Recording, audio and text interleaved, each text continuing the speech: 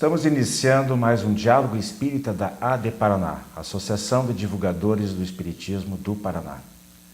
Abrimos o programa de hoje tratando no nosso tema livre das bases filosóficas da reencarnação. No programa da semana passada nós falamos sobre a reencarnação presente nas outras religiões e hoje nós vamos dar continuidade a esse assunto. Na sequência, os esclarecimentos de como os espíritos se locomovem.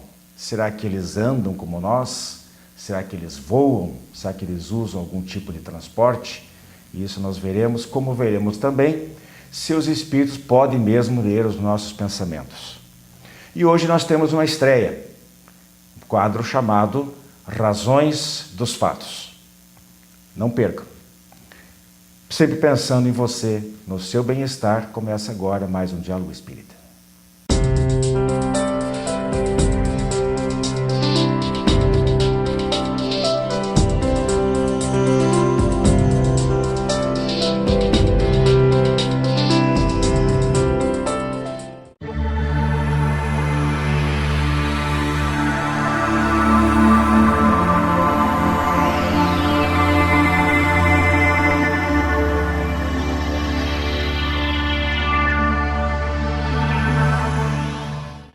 Prezados amigos, eu estou aqui hoje com a nossa companheira Marlene Venâncio Esperandil, depois de um tempo bastante longo.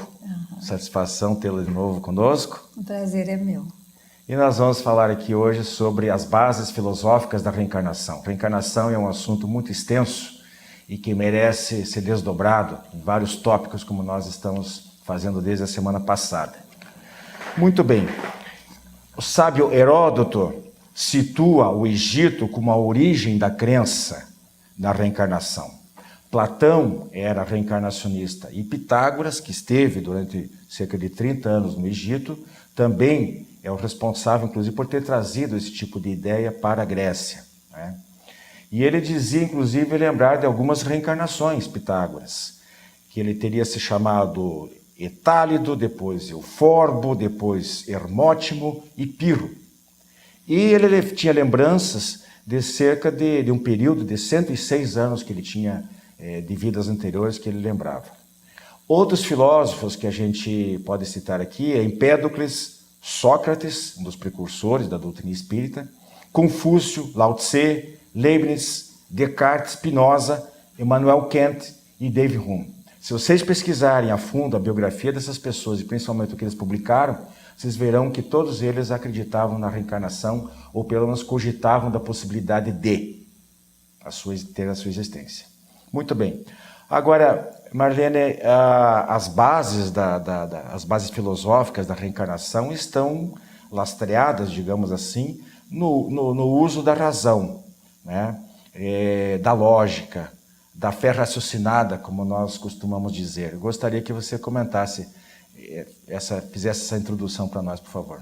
É uma coisa interessante que eu estava pensando enquanto você estava falando, é que parece que quanto mais evolução tecnológica chegou até nós, em que as pessoas encontram respostas rápidas, imediatas a tudo, mais negação há da reencarnação. Mas se nós formos pensar de forma lógica, eu sou um exemplo de que fui criada em outra religião e que nunca ouvi falar da reencarnação até meus 30 e poucos anos. Apesar de sempre ter tido curiosidade de buscar respostas a algumas coisas que não me eram respondidas com lógica, que eu questionava. Então aí fica a realidade de que eu encontrei respostas quando eu busquei através do Espiritismo, através da crença da reencarnação. Aí sim eu encontrei lógica, respostas para as coisas mais difíceis de eu entender. Pois é, a gente vai ver aqui na sequência uma série de questionamentos, de situações da vida que não tem outra explicação se não for pela reencarnação. Exatamente. E aí nós temos que, como você colocou, apelar para o raciocínio.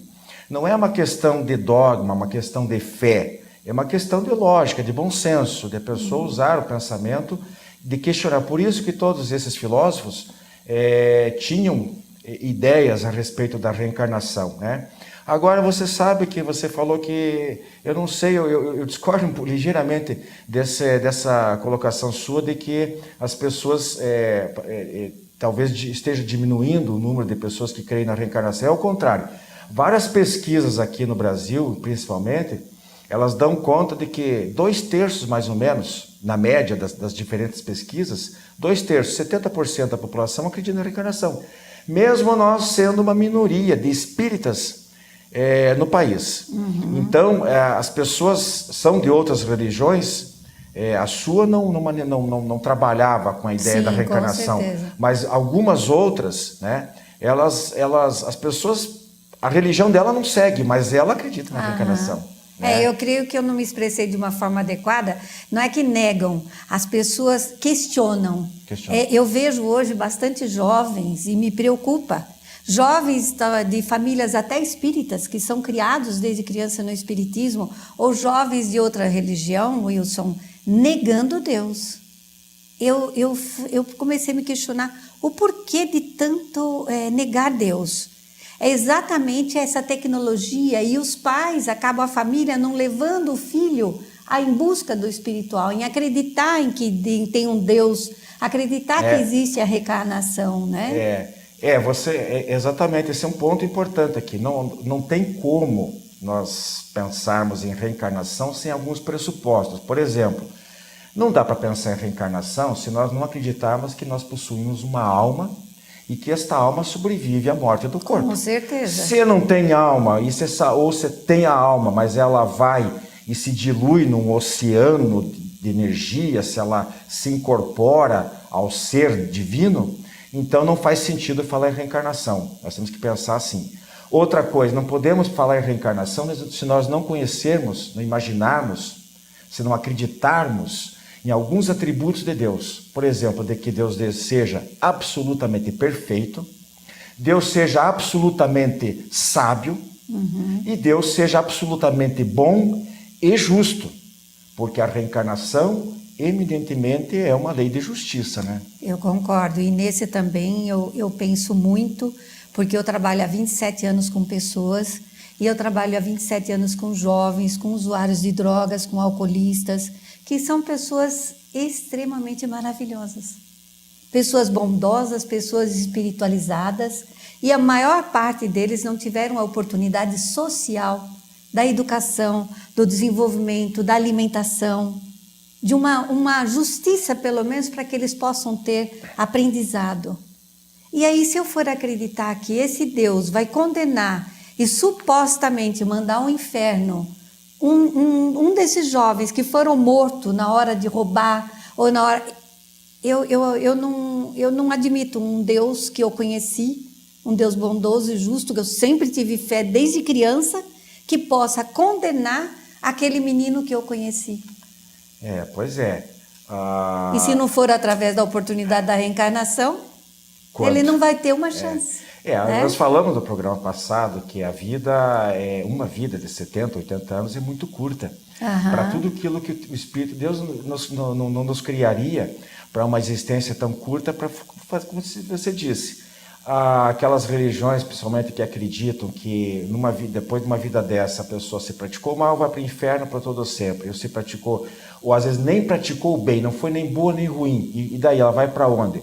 Já tem um prêmio do céu, se é que existisse céu e inferno? Não faz sentido isso, minha gente. Nós temos que pensar com a razão.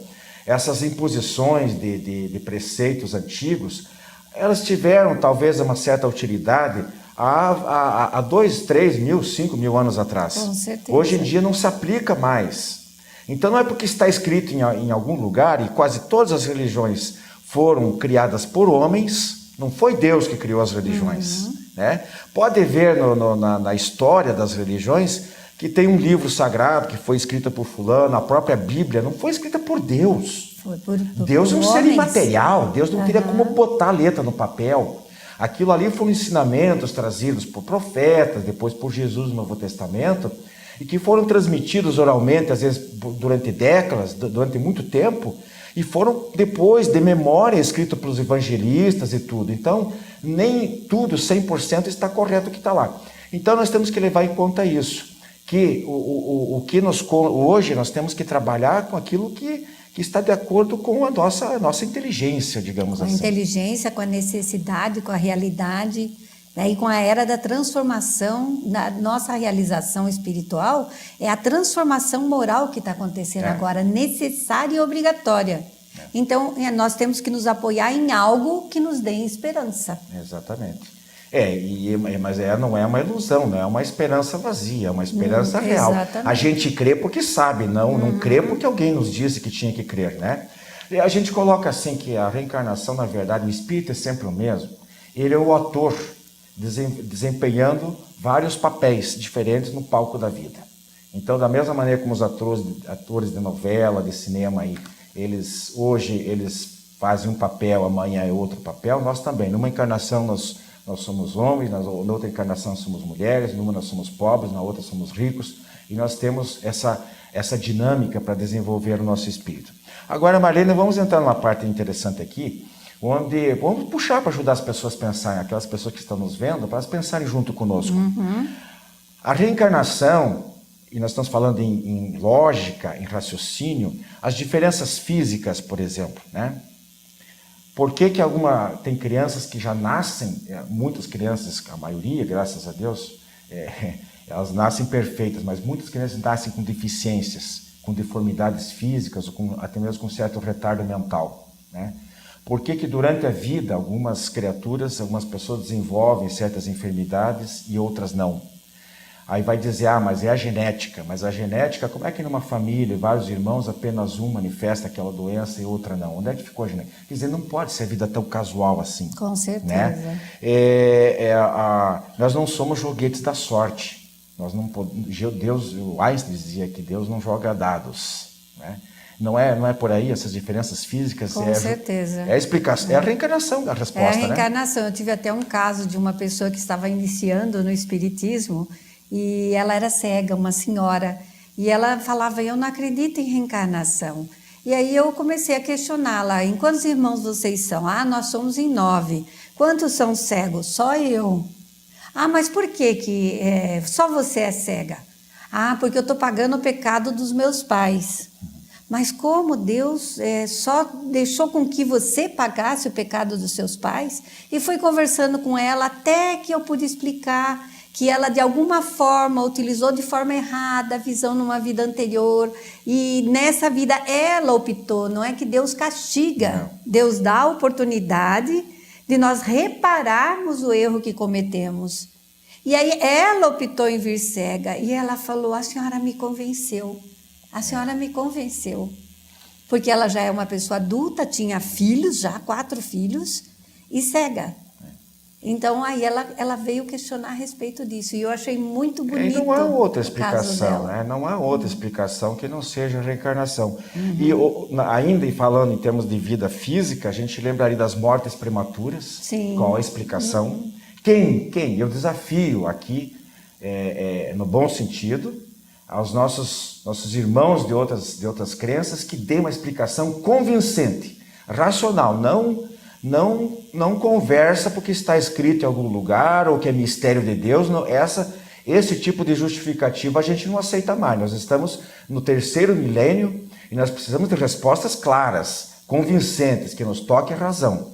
Mortes prematuras, as mortes violentas por acidentes, as guerras, as vítimas de catástrofes naturais e catástrofes provocadas pelo homem. Qual é a explicação para isso? Vamos além, Marlene. As diferenças intelectuais, né? Por que existem gênios e superdotados? Exatamente. Os que utilizaram mal, né? E principalmente também os que lesaram a capacidade intelectual, muitas vezes exacerbadíssima, lesou com a droga. E aí, como que ele vai repor? Muitos pelo suicídio, depois tem que resgatar exatamente. Isso aí. Vai ter ou para praticar o mal, ou para praticar o mal, essa inteligência, ou para criar, ao invés de criar algo que salve a humanidade, criou algo que destruiu a humanidade. Então vai ter que repor. Exatamente. Vamos lembrar também das ideias inatas, né?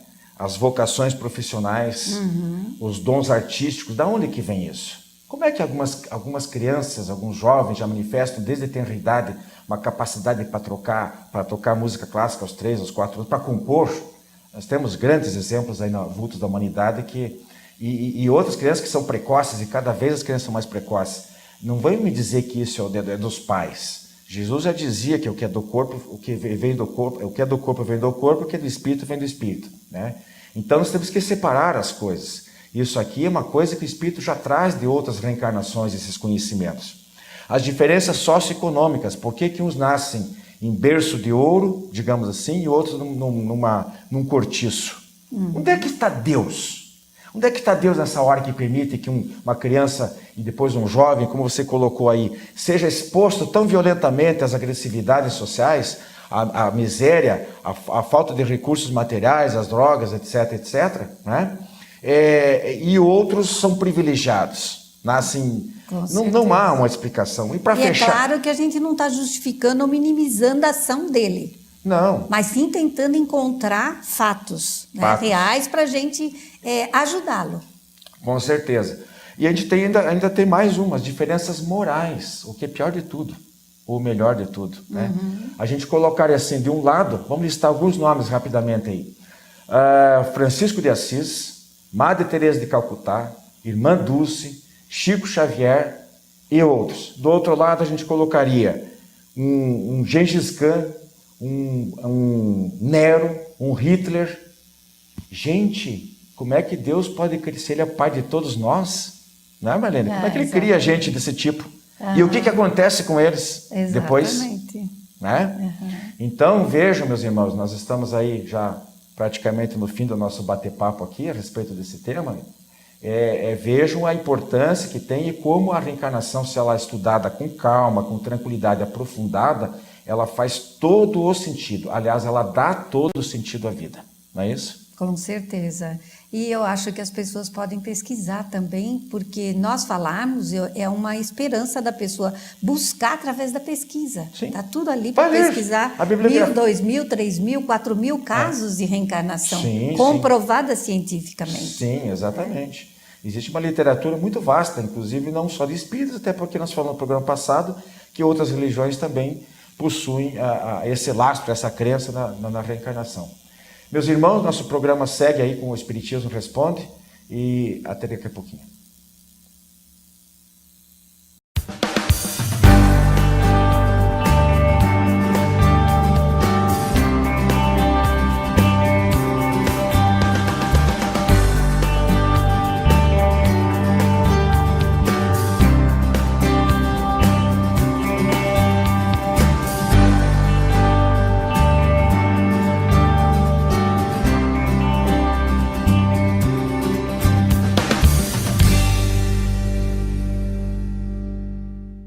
Você tem um familiar ou amigo com problemas de álcool ou drogas? Venha conhecer a comunidade psicossomática Nova Consciência em Capivari. Uma clínica com médico, psicólogo, terapeutas e especialistas no tratamento da dependência química. Atendemos pacientes do sexo masculino com período de recuperação de 4 a 6 meses para desintoxicação, terapia, conscientização e renovação de valores. Maiores informações, acesse comunidadenovaconsciência.com.br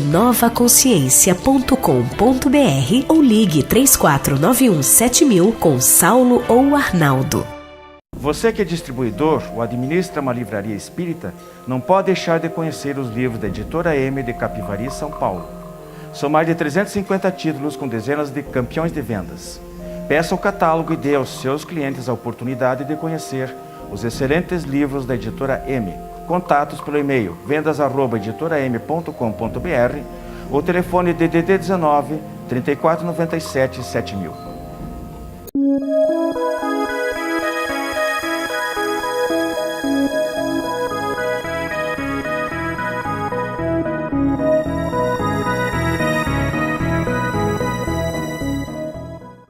Queridos amigos, agora o quadro Espiritismo Responde. Vamos à primeira questão. Como os espíritos se locomovem? É interessante, acho que todo mundo tem essa curiosidade, porque nós fomos criados desde crianças a pensar que anjos voam. Mas vamos lá à resposta. Os espíritos esclarecidos se locomovem através do pensamento, movimentam-se mais ou menos rápido, dependendo da evolução de cada um. Os espíritos poucos adiantados se movem no mundo invisível, como fazem os homens na Terra.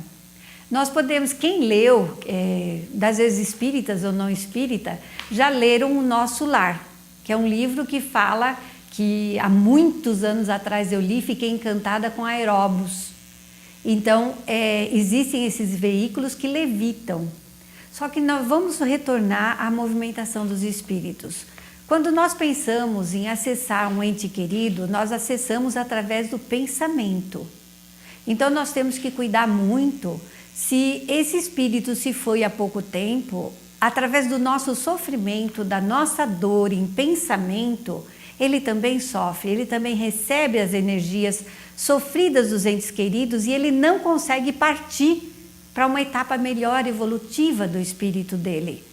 Muitos parentes pedem as coisas para parentes que desencarnaram há pouco tempo. Então nós temos que cuidar com os nossos pensamentos e direcionarmos mais oração, mais prece a esses seres em pensamento. E toda vez que nós acessarmos eles com pensamentos alegres, com lembranças queridas, com um pensamento positivo para a evolução, ele também vai receber. Uma outra questão, os espíritos podem mesmo ler os nossos pensamentos? A essa questão, eu sempre gosto de citar no Livro dos Espíritos, na parte 2ª, o capítulo 9, a questão 457. Pode os espíritos conhecer os nossos pensamentos? Muitas vezes chegam a conhecer o que nós mesmos tentamos ocultar. Nem atos, nem pensamentos podem se dissimular. Aí nós temos que cuidar dos nossos pensamentos, não é que o tempo todo eles fazem com que nós façamos o que eles querem, isso não é verdade. Porque vai depender, se nós estamos passando por uma situação diferente, se nós estamos com raiva de alguma coisa, se nós estamos descompensados, vamos recorrer às preces. Senão realmente esses espíritos, muitas vezes fanfarrões até, espíritos que se divertem com nós ficarmos maus, ou espíritos obsessores que sejam, vão nos influenciar através do pensamento. Por que muitas vezes dentro de um lar, o pai se volta contra a mãe, que se volta contra o filho? Por quê? Porque ele quer a desarmonia do lar. Tendo a desarmonia do lar, ele vai acessar o objetivo dele. Aí sim ele direciona os nossos pensamentos. Mas caso contrário, nós podemos evitar isso através da prece, meus irmãos. Então, vocês podem pesquisar muito mais a respeito e com certeza vão aprender e gostar do que vão aprender. Um abraço a todos, que Deus nos abençoe.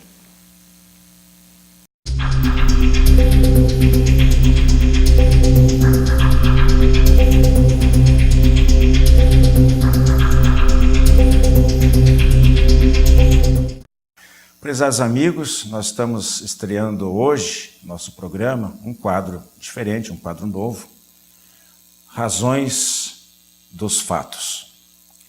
Esse quadro, ele tem o objetivo de não só tecer comentários sobre acontecimentos, notícias da mídia, acontecimentos do dia a dia, curiosidades, à luz do Espiritismo, como também buscar uma aplicação prática disso. Nós temos o intuito no Espiritismo, nós precisamos de tornar o Espiritismo dinâmico e não ficarmos apenas na teoria, mas partirmos para certas práticas. O que, afinal de contas, nós podemos aprender com aquilo que está em nosso redor e como nós podemos mudar em nós mesmos e no ambiente em que nós vivemos. Por exemplo, vamos tomar aqui o problema da conscientização no trânsito, ok? Então, nós temos aí no Brasil, segundo o DPVAT, porque outras estatísticas dão um número mais reduzido, mas segundo o DPVAT seriam 62 mil óbitos por ano no trânsito brasileiro. É uma verdadeira carnificina. E nós precisamos pensar, ajudar a pensar, não confiar apenas nas autoridades, para que elas punam, que elas coíbam esses abusos, esses excessos, porque não podemos apenas falar em fatalidade. Não nos convence essa história de que é fatalidade, de que é acidente, de que é vontade de Deus, que é a lei de causa e efeito, ou ação e reação. Essas respostas, elas não são suficientes, elas não cobrem todos os casos. No mundo, só para completar essa informação, 1,2 milhão de pessoas morrem de acidentes de trânsito por ano, ok? É um número verdadeiramente absurdo. Então não é só um problema brasileiro também, mas nós temos que cuidar da nossa parte.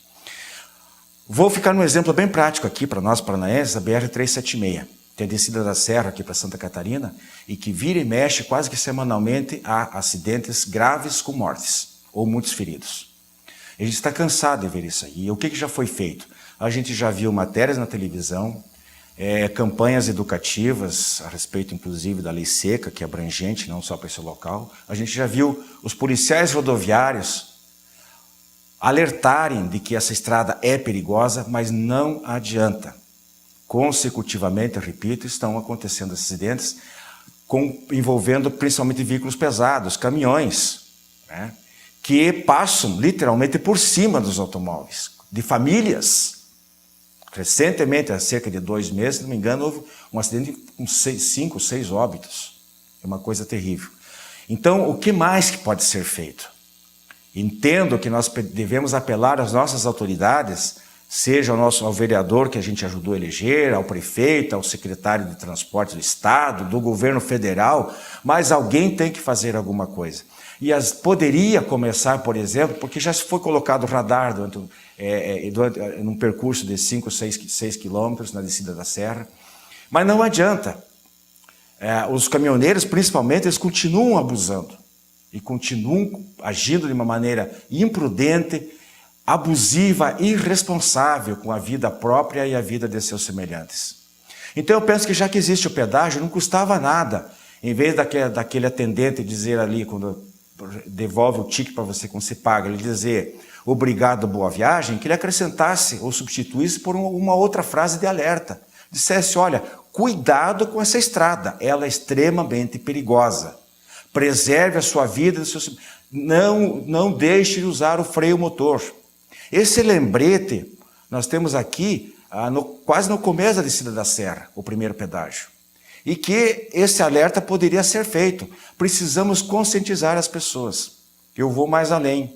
Você, esposa, vocês, pais, alertem seus filhos, alertem seus maridos quando forem dirigir.